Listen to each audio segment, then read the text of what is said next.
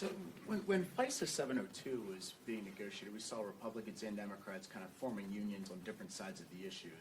I think we could probably see DOJ reform and FBI reform attempted at some point this Congress. Do you think that's possible still? I mean, it's going to come up again, reauthorization. I mean, we're going to have to deal with FISA, with 702 again, right? Because it was what, just a two-year extension. So, honestly, standing up here, I don't know who's on what side. I mean, I know what side I was on, but we're going to have to take it up regardless. Specifically, Department of Justice or even FBI reform. You know, is that possible to partner with Republicans on, or is this going to be an issue with Kash Patel getting this job? I mean, certainly Kash Patel getting this job will make everything more complicated because, again, his interests are political, not policy. And yeah, no, it'll be a challenge. I think that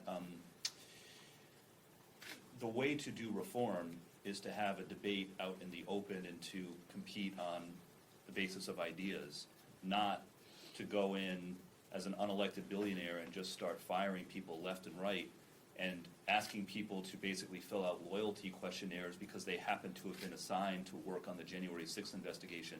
Like, that's not reform. That is political retribution. It's tremendously damaging. It's not going to make the country more safe. It's not going to lower the cost of living, and it's not going to make us more secure. Yeah, just kind of quickly on that point, I think I was one of the last members to make a final decision, certainly on the Judiciary Committee before the floor vote, as to which way to go. And part of that was based on meetings that we had in the SCIF, where members of the Department of Justice, the FBI, National Security, came in and told me things, which I can't disclose now, obviously, but it really came down to whether you trust them or not. Do you believe that they're telling you the truth, or are they just trying to hang on to the power that they have? And I trusted them in the decision that I made. Will I be able to trust the team that Trump's putting together at the Department of Defense, National Security, FBI? You got to be kidding me. I mean, you know,